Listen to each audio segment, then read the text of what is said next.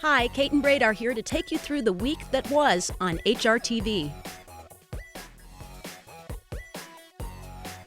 Ron Anderson joined Race Day to talk about Garrett Gomez losing the mount on 2-year-old Champ Looking at Lucky. Well, we're usually in a position to be trying to, we usually get guys off. But in this case here, Bob just came with, look, we haven't been lucky with Lucky. And, the Santa Anita Derby obviously was an unlucky trip. And the Kentucky Derby was even worse. Bob's been riding this kid, Martin, on everything. He feels like he's his guy right now. We'll see on Saturday. I mean, he's obviously a really good horse. We have no ill feelings towards Bob or Mike. He kind of dished it back and forth. It was Mike's idea and this and that, and I know it was Bob's too. And I understand. Lots of times I get these phone calls with people looking for us. We haven't been lucky with so-so. Are you open here? So the business all goes around. We have no ill feelings by getting taken off. We haven't been taken off a horse of this, high a profile for a long time. And, my years with Jerry Bailey and Gary Stevens, not used to it either. But life goes on, and we've ended up on a horse that, to me, is very interesting. I thought he was interesting before we got on him. And then Garrett breezed him on Monday. He was very, very upbeat about his chances in this race. So lots of people get taken off horses and they don't have any recourse or anywhere else to go. We actually had 2 other spots to go in now a 12-horse field, it looks like. And we're upbeat and positive about our chances. Baffert's luck seems to start to turn around with a post-7 draw for the Preakness. It's great coming in. He looks fresh. He came off the plane. The van really, he looks great. He's excited, and so he's happy, and that's the main thing. And we're just going to toss out the last race, and hopefully at least he's not down the rail where he can get T-boned again. But he can still get T-boned from the outside. But, we're just glad to be back here, and the horse looks great. And all we can, I just want to see what he's really made of and get a fair shot at it. When did you decide to make the switch from Garrett Gomez to Martin Garcia? Well, I didn't want to really think about it until I knew I was going to run the horse. And I started thinking about it like maybe Friday, Saturday, and I wanted to, if I didn't make a switch, if I wasn't going to run, I told Garrett I wasn't going to make, I didn't want to, make it an issue for him. But when I decided to run, I told Garrett and his agent that, I'm trying to change the luck up, and I love those guys, I really have a lot of respect for them, and it's tough, when you tell a friend, I'm going to pass, but they were really good about it, and almost like they were expecting it. Millie Ball ventured to the backside to get a closer look at Dale Roman's runners, Patio Prado and First Dude. It's about 7:30 in the morning. We're outside the stakes barn here at Pimlico. 2 days until the Preakness. Let's go find out who's inside. Patio Prado! Look at that! Here comes. Oh, this is First Dude? You're a chatty Cathy, huh? Really talk. And Billy was standing next to him. Huh? What'd you think of Devil May Care? Yeah? Getting up with First Dude. How's the air up there? It's like waiting out here for First Dude. There's the competition. Hey, Nick, you brought Jackson Ben to the grandstand? Here's First Dude. He is one big dude. How do you go, Tammy? Great. He is huge. First Dude checking out the press. Munching on the black-eyed Susans. Somebody wants to go to the track. He talks to everybody and he attracts the whole crowd, this horse, huh? Who's gonna win the Preakness? Patio Prado.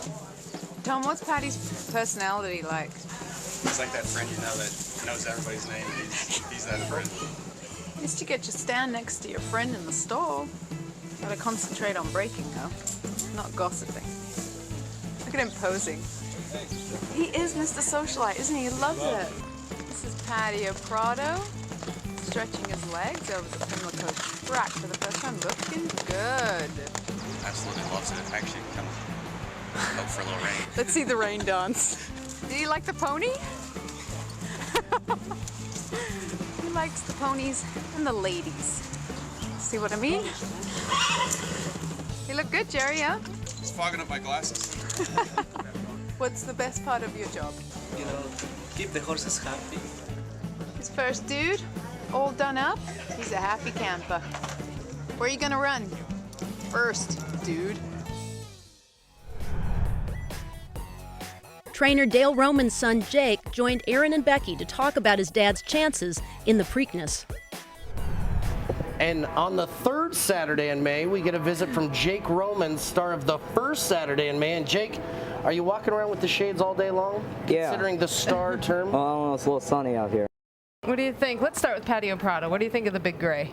I think that he's training really well, and I hope he can take to this track here. I know he's never run on a fast dirt, but he ran well on a slop last time out, and hopefully he can take to it and run well.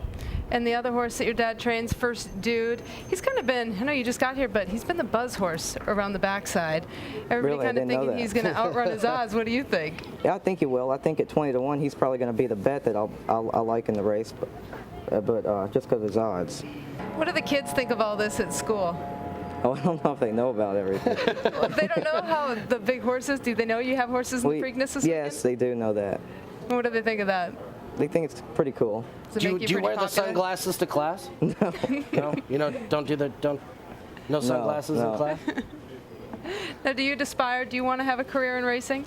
I don't really know what I want to do. Anything, maybe. How old are you now? 14. And how old are you when you did the first Saturday in May? It was 2000. I was 10, Okay. left at 9, something like that. Well, you got a lot of time to think about what you want to do.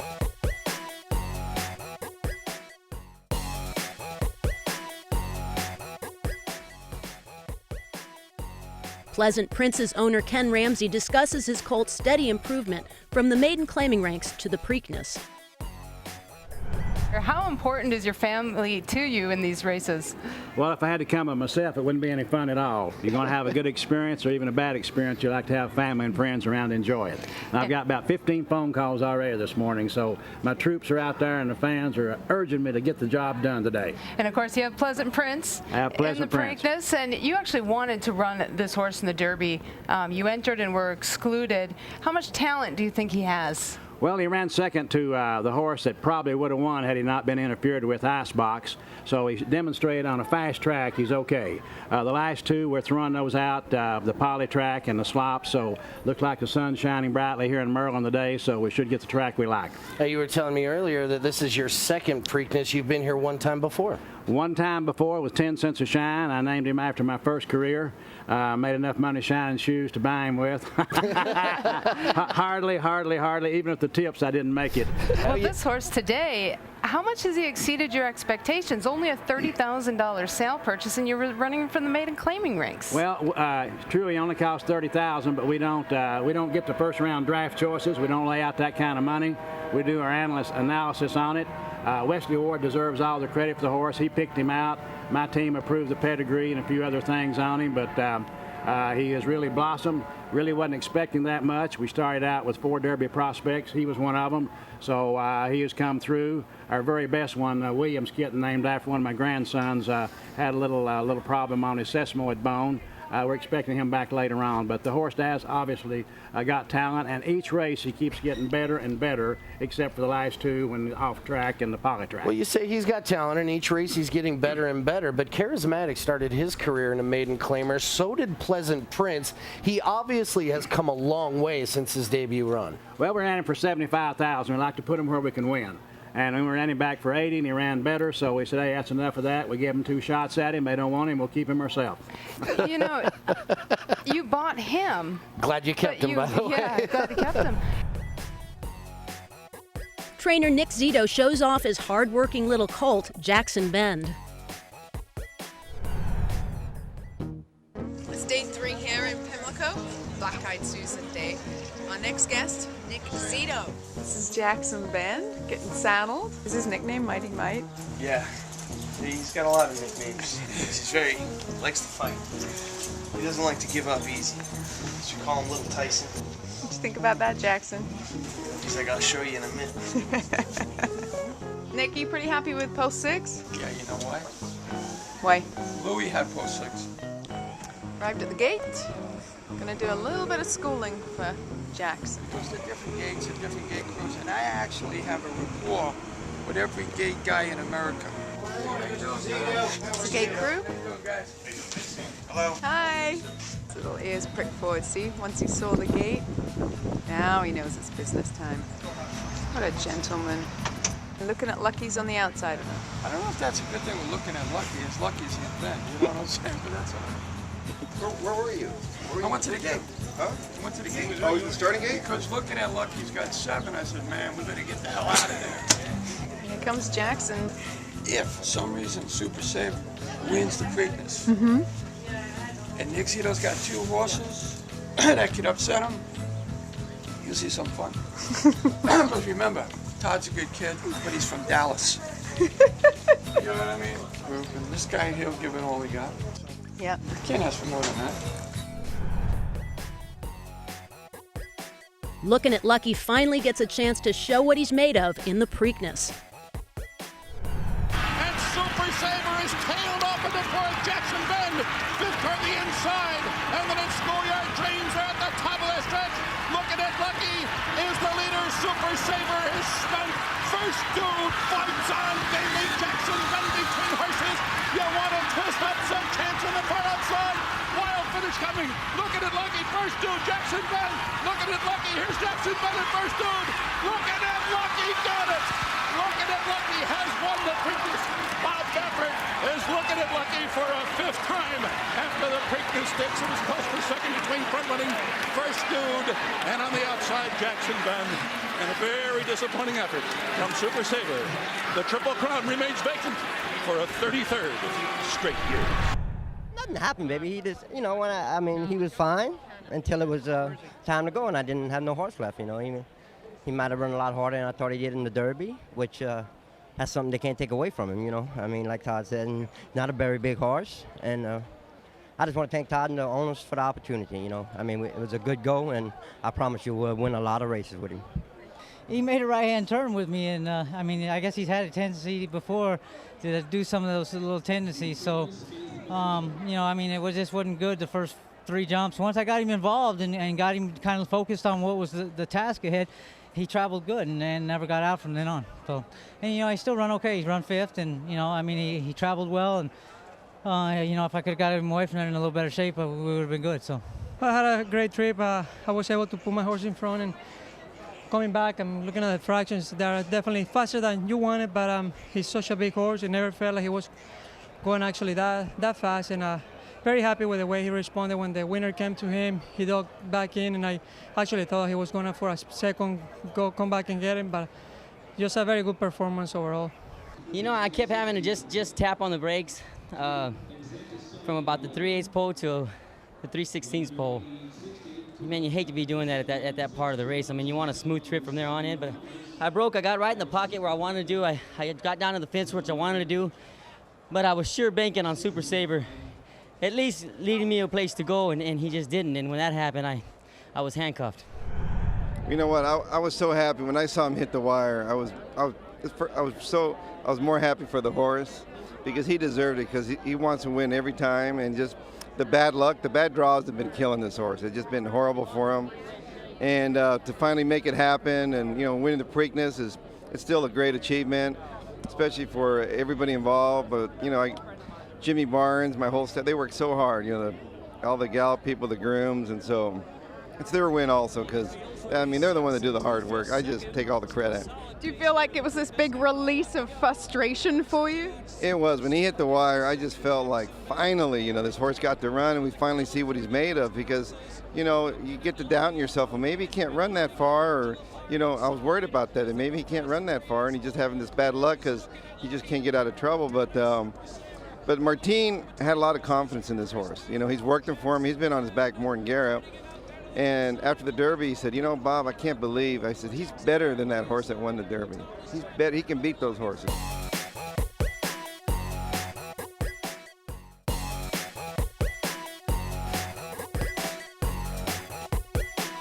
Some of the best female jockeys of all time assembled at Pimlico for the Lady Legends Race for the Cure on Friday. A great moment here as Dave Rodman introducing the riders as the Legends for the Cure race is just around the corner. The research of breast cancer, Jeff, and here the win pool wagered on the eventual winner. All proceeds will be donated to the Susan Komen Foundation. That's a great cause, and it's a great thrill to see some of these retired female riders. Barbara Jo Rubin goes back to the late 60s. She was the first one. And she could still beat both of us up. No question. She's a grandmother. And in amazing shape, like she could still go out there and ride. And you know what? She's about to. She is about to. We've got 8 starters there, all with retired female riders, and they're all going to be trying to win this one for sure. All right. Wesley, a lot of commotion out here for those female riders. What made you want to be a part of this race? Mr. Ramsey, I tell you, he likes to be involved in things like this, and you know, we went over the condition book, and he's seen the conditions of the race, and he just, you know, he's all about helping people and cures and all that stuff, you know. So that's why we decided to go. And the riders here, they're all drawn by lot, a random draw. Gwen Joxon, what did you know about her before today? From what I understood from the racing office, we drew really well as far as jockeys are concerned. You know, she exercises horses every day, and she's won quite a few races, and she's a little tiny bugger, and we're in light, so that's definite plus. Here's Honor and Peace and Gwen Joxon up to challenge on the outside. Rasher and Mary Rostator is third. Chapel of Love and Andreas Seefeld Knight in fourth. A 16th to go. It's Honor and Peace. Honor and Peace is clear. Honor and Peace to win it under Gwen Joxon. The Lady Legends live on. It's pretty chaotic down here. There's a big deal. And Gwen, how much pride do you have having won this race today? Oh, a lot. My whole family was watching this. All my friends, Philadelphia Park, my people there came up to watch me ride. It means a lot, especially the breast cancer awareness. My cousin Donnie died a year ago, and the last few months of his life, he donated his body to be in research with breast cancer research medications. So my whole family, this means a lot to them. I can't tell you how much it means to me. I'm a ninth cloud. And there was a couple breast cancer survivors in the race, including PJ Cooksey. What was it just to get to ride with some of these other legends? Riding with these girls is an experience I've never had before. They're the people I grew up watching, respected. I get to listen to the stories.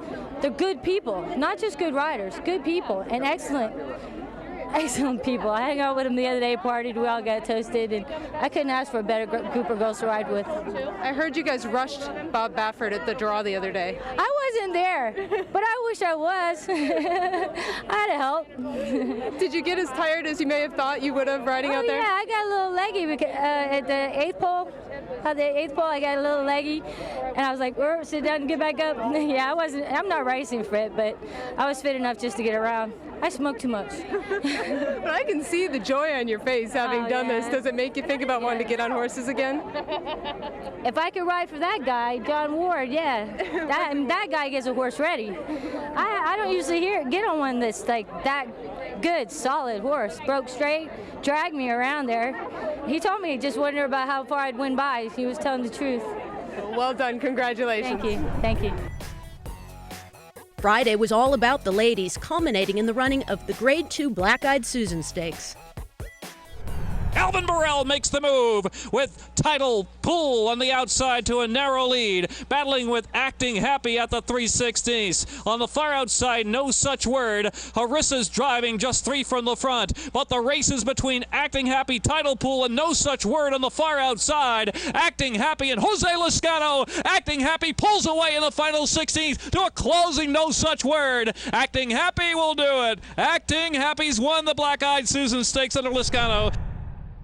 Rick Detro, looking a little bit like the cat that caught the canary with that grin on your face. You said it. You had a lot of confidence. Why were you so confident about acting happy coming into this race? Well, because of her. I mean, she's been training real good. I told the owners I've messed up. I never should have run her in her last start.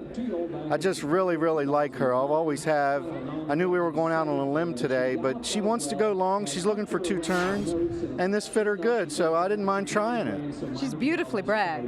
Love the way she's bred. Bye, Empire Maker. What do you think Bobby Franco would have said about that? I wish he was here to watch this, I'll tell you that. Where's the next spot then? Well, I'm going to target the Acorn. I mean the race at Saratoga for sure, the Alabama. And if I don't run her back till then, it's fine with me because I know she's going to be better at 3, 4, 5. She's just going to keep getting better, so I don't need to rush her into a spot that I don't really want to. So we'll see. What do you think it is that makes her quite so good? Her talent, and she's got an unbelievable disposition. I told everybody in the world Big Brown was the coolest horse I ever met. This is the coolest filly I've ever met. Maybe they'll be a good match. I'm going to see to that. I like that. Rick Detro wins the feature here, the Black-Eyed Susan with Acting Happy.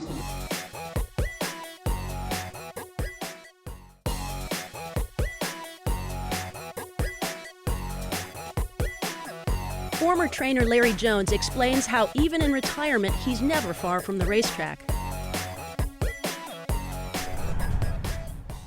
Larry, let's talk a little bit about your recent change of role. You were the trainer. Most of us know you as the trainer of Hudspun, who finished 3rd in the Preakness Stakes here in 2007. But recently you retired. Well, some may say retired, Yeah. but I see you galloping the horses every day. That's not much retirement. Well, I retired from training. I didn't retire from living. And it was either gallop a few horses or start going to the gym and working out. And then riding the horses is a lot more fun. So I keep And doing weights that. are heavy. Yes, Well, yeah, absolutely. weights are heavy. I mean, let's be honest. Is there anything you miss about racing, being a trainer? Getting to be in it the way I am right now, no, because I'm still getting to be around it. If I had to quit cold turkey, I don't know if I could have done that, but I'm getting to wean myself away from it a little at a time, and this is working well. And how's your day changed? Well, yesterday after I got on 2 horses, I drove back to my house and went back to bed. I was in bed by about 11:30 that So morning. are you expected to have lunch and dinner ready when Cindy comes in the door? Well, I usually just whatever she wants me to buy. You know, I fix lunch or supper just as fast as I can dial. To go on the speed dial. I gotcha. All right. Seattle Smooth made her first start in almost a year in the Grade 2 Chuvy Handicap from Belmont. The top of the stretch. Solo Piano, Funny Moon, Seattle Smooth. 3 of them across the track as they turn for home. 3/4 went in 1, 12-1. It's Funny Moon with the lead now. Solo Piano battles on at the rail. Seattle Smooth is under the whip and in 3rd. Then Milwaukee Appeal, and don't forget Gill. Funny Moon is clear by 3 lengths, and Funny Moon will win the Chuvy. Not to be outdone across the pond, there was great Group 1 stakes action from York and Newbury. They make their way now with 2.5 furlongs to travel. Lord Shanakill still lobbing along behind them. Paco Boy, his rider in no hurry at all. Pipe Dreamer towards the outside in company with Ukbar Stimulation. The checker tries to stay on, but Paco Boy is laughing at them. Would appear in a Group 1 race from Lord Shanakill, then Pipe Dreamer, the checker and Ukbar. Now Paco Boy's asked to go because Ukbar got first run on the far side, but Paco Boy picks up well. Ukbar can't go with him. Supreme class. Paco Boy rights the wrong of last year's Lockinge and wins decisively. He's 2.5 furlongs to go, and now he shakes the reins at Sariska, and the Oaks Heroine lengthens and lengthens impressively. Readily draws away here from Flying Cloud. Then Midday now not knocked about in 3rd. Onimier is well beaten. So Sariska down to the last furlong in the Middleton Stakes. So the leader 3 or 4 lengths over Flying Cloud. Midday's keeping on at the 1 pace. Sariska still with his 3 lengths advantage. Just beginning to paddle a little in front, and now on the far side Midday is beginning to close the deficit. Sariska, however, will do enough to hang on, and the Oaks Heroine is back with a win. Sariska takes the Middleton from Midday. That's all for this week on HRTV. Here's a look at what's coming up next week.